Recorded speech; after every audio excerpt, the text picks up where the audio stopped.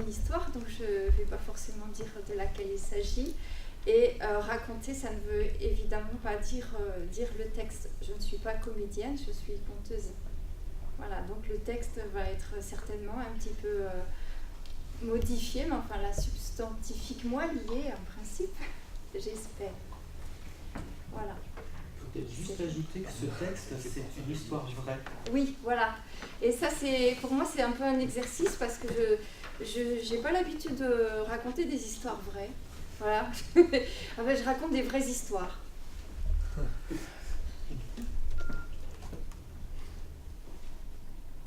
C'est pas ma faute. Excusez-moi. Ben, je vous prends en photo. C'est de sa faute. Il y est pour rien, monsieur le juge. Il y est pour rien. D'ailleurs, le coup est parti tout seul. Qu'est-ce que j'y peux? Je me suis défendue. Quand même, c'est pas juste. C'est pas juste. Ça, c'est un mot qui a été maintes fois répété à la sortie des tribunaux. Mais ça se saurait si la justice était juste. Sinon, pourquoi tant d'innocents condamnés et pourquoi on accuserait des gens qui se sont simplement défendus, comme des mères, par exemple, qui ont essayé de défendre leurs petits? Vous savez comment ça se passe, la justice? On s'équipe d'une balance à 2 plateaux. Sur un plateau, on met la victime. Sur l'autre, on met le présumé coupable. Et on l'accable. Et quand le plateau touche terre avec le poids de culpabilité, on sort le glaive et on le saigne. Et oui, la balance, le glaive. Mais en lisant cette histoire, moi je me suis dit, est-ce que finalement le symbole de la justice, ça pourrait pas plutôt être l'arbre? Saint Louis rendait justice sous un arbre. L'arbre dégage la justesse, la sérénité, la sagesse. Alors imaginez 3 ormes, comme ça, en triangle, comme un trépied qui soutiendrait le ciel. Alors si en plus de ça on invoque le Très-Haut, imaginez que cette justice-là doit être juste. Et voilà donc une histoire qui se passe il y a environ 900 ans, en Eure-et-Loire, près du village de Montdoubleau, qui existe toujours.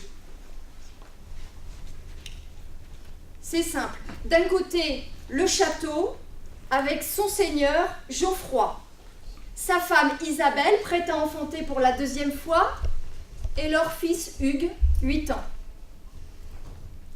Et puis il y a la commanderie. Et dans les communs de la commanderie, les étables, les écuries, le fournil, il y a le moulin. Et dans le moulin, il y a Pierre Laporte, le meunier, sa femme Marguerite et leur fille Catherine, 6 ans. Et au milieu, il y a les cochons. Les cochons comme des traits d'union entre celui qui les nourrit avec le son du moulin, le seigneur, une fois l'an, et celui qui les déguste pratiquement à toutes ces tables, le seigneur, tous les jours de l'an. Les cochons, ils errent en liberté entre leur vie et leur mort, décidée par l'homme pour l'homme. C'est que quand on les a pas sur la table, en galantine, en pâté, en saucisse, en rillettes, en viande fumée, salée, fraîche, j'en oublie sans doute. Quand on les a sur la table, on les apprécie, mais sinon, on les craint. On dit qu'ils seraient suppôts de Satan.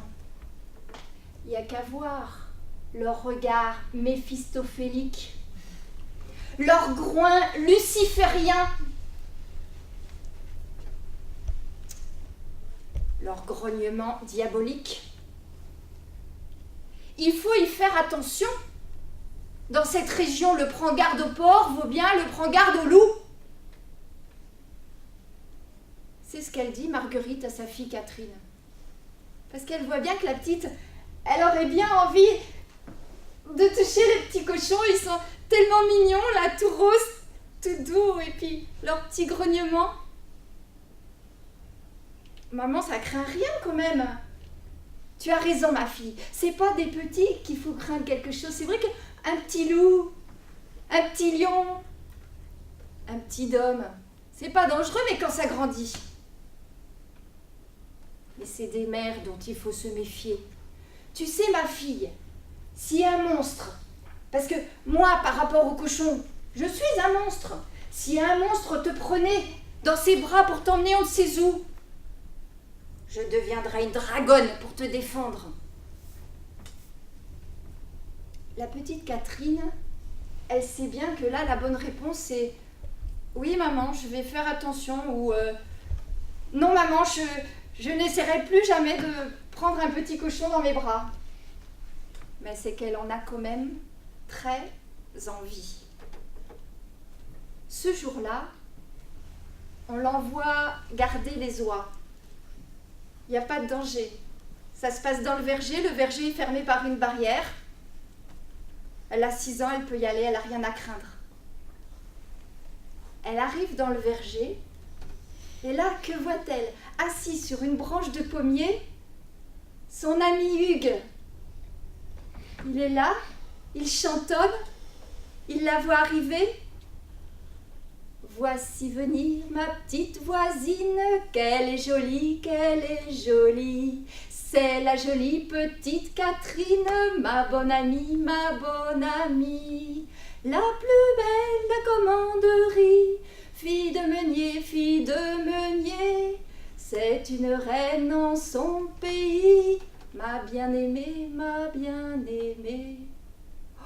Oh, il a fait une chanson pour elle, alors elle est toute troublée, comme on peut l'être à 6 ans quand son prince charmant vous fait des vers.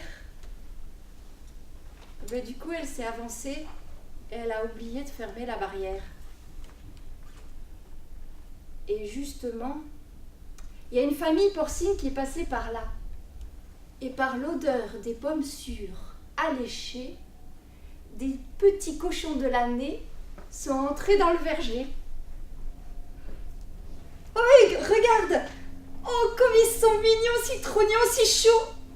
Et elle se baisse pour en ramasser un, qui se laisse faire d'ailleurs. Hugues lui dit « Ne fais pas ça, malheureuse !» On croirait entendre ma mère. « Qu'est-ce que tu veux qu'il arrive ?»« Lâche-le !» Elle le regarde. Il a un drôle d'air, il est livide. Elle se retourne et elle la voit arriver de l'autre côté de la barrière. Une truie énorme, écumante, qui grogne, qui commence à foncer. « Lâche-le !» il répète, Hugues. Alors elle le lâche, mais le petit cochon s'est déjà habitué à elle, alors il vient se mettre sous ses robes. Et la truie s'est avancée. Elle est furieuse. Elle grogne. Plus rien ne peut l'arrêter. Alors le jeune homme se met entre la petite fille et la truie qui arrive. Il a eu le temps de prendre un bâton. Il veut se défendre. Mais imaginez-vous, 130 kilos contre 30 kilos. Le jeune homme a beau agiter du bâton, il a beau se tenir bien fort sur ses 2 jambes, il est renversé. Et la truie se jette sur lui. Elle se jette sur une de ses jambes, en grognant, en criant, de plaisir peut-être, du jambon d'homme. Ah, enfin la justice, je vais pouvoir goûter à ça. Et bientôt on entend un craquement. C'est l'os du mollet qui craque. Et la truie se jette partout ailleurs pour goûter tous les morceaux. Après tout, dans le cochon, tout est bon. Peut-être que c'est pareil dans le jeune garçon. Et la gamine, elle crie, elle hurle, sur le mode aigu. Alors les cris du gamin, les grognements du cochon, les cris de la gamine, tout ça, ça a un petit peu perturbé l'harmonie de la campagne environnante et ils sont arrivés. Les hommes d'abord. Le meunier, Pierre, et puis d'autres. Vite, ils se sont jetés sur l'animal, avec des cordes, avec une fourche, avec leurs muscles d'homme. Ils l'ont retenu, ils l'ont plaqué par terre, immobilisé. Et puis ils ont regardé Hugues, enfin ce qu'il en restait. C'était pas joli, joli à voir. Une vraie plaie ouverte. D'ailleurs, il était tombé dans les pommes, au sens propre comme au figuré. Vite, Pierre a donné des ordres. Protéger, alerter, secourir. Il a envoyé l'un chercher un brancard. Il a envoyé un autre chercher le père, le seigneur Geoffroy. Et puis encore un autre chercher le médecin. Et les femmes sont arrivées. Marguerite, elle a vu le jeune seigneur, elle a fait « Oh mon Dieu, qu'est-ce que va dire son père ?» Et puis elle a regardé sa fille. Sa fille avait la tête basse. Qu'est-ce qui s'est passé, Catherine? Les grosses larmes coulaient sur ses joues. La mère a deviné. Qu'est-ce qui s'est passé, Catherine? Et à ce moment-là, on a entendu une petite voix, la voix du jeune garçon qui disait « C'est pas sa faute. Elle a juste voulu prendre un petit cochon et la mère est arrivée et je l'ai défendu. » Et il est retombé. « Malheureuse, mademoiselle n'en fait qu'à sa tête et tu vois le résultat !» Et la gamine pleurait en disant « Pardon, pardon, pardon. » Il fallait agir. Nettoyer les plaies avec de l'eau chaude mêlée du vin. Le Seigneur est arrivé.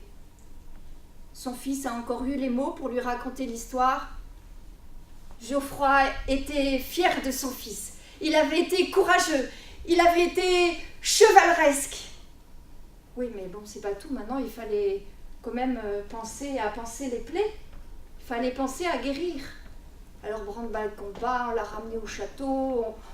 Et le médecin a agi de patience et de sa science pour nettoyer tout ça.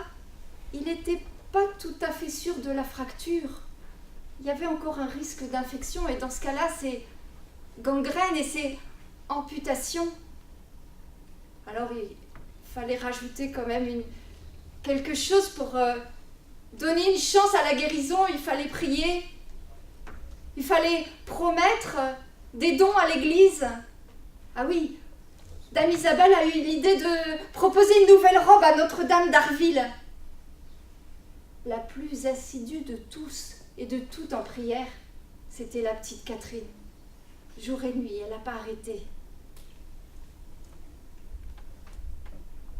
Puis, vous n'avez pas oublié, il y avait la truie qui était par terre, il fallait en faire quelque chose. Le Seigneur a dit, elle va être punie. Qu'on la mette dans une basse-fosse avec quelques pommes pourries, et encore je suis bon. On a emporté l'animal et on a décidé que son procès aurait lieu au printemps, quand on aurait vu l'évolution de la blessure du jeune homme. C'est ce qui s'est passé. Un jour de printemps, on s'est réunis sous les 3 ormes. Leur voûte était majestueuse.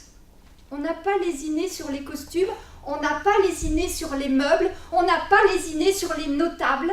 Il y avait l'exorciste, il y avait l'expert et il y avait des maîtres en la matière. On a fait venir l'accusé, vêtu pour l'occasion d'une chemise de toile. Accusé, avez-vous quelque chose à dire? Et la cochonne n'a fait que secouer la tête en grognant furieusement. On a fait venir l'exorciste qui était allé la voir dans sa cellule.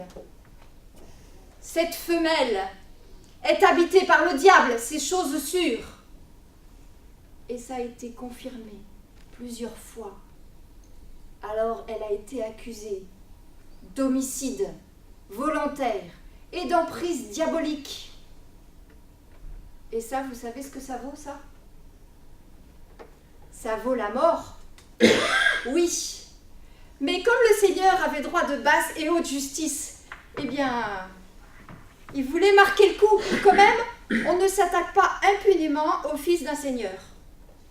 Alors, on a décidé, il devait être au moins aussi nombreux et aussi sévère que vous, de la pondre, de lui briser les os et ensuite de la brûler, parce qu'il n'était pas question que quiconque mange un bout de sa chair habité par Satan en personne.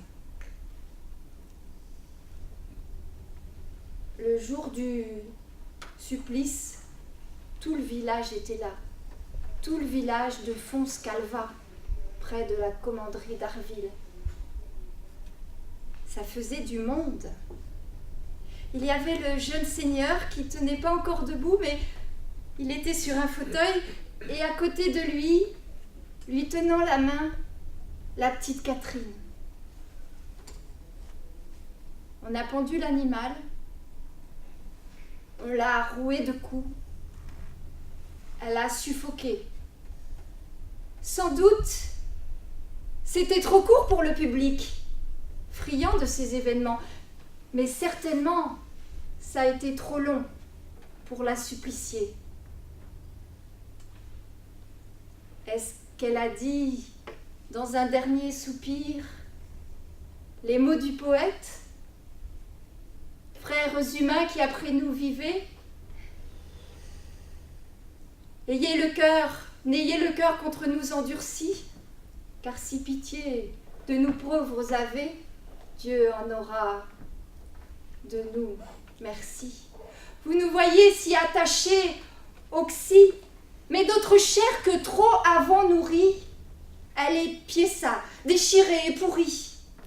Et nous les os devenons cendre et poudre. Personne de notre mal ne se rit, mais priez Dieu que tous nous veuillent absoudre.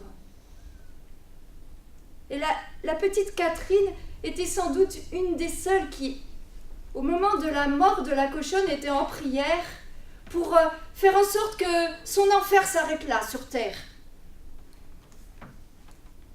Est-ce qu'elle aura été entendue ?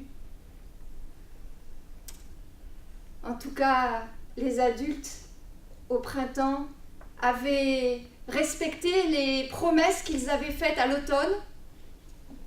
La truie condamnée, exécutée, la robe brodée pour Notre-Dame d'Arville. Les enfants, eux, ont eu la prudence de ne pas énoncer leurs promesses et ils se sont gardés pour l'été de nouveaux jeux, de nouveaux rires. Peut-être la petite fille a-t-elle dit avec le poète « Orme, je veux noter sur mon carnet d'enfant la grâce de ta branche reverdie. Mon cœur attend dans la lumière et dans la vie le miracle d'un nouveau printemps. »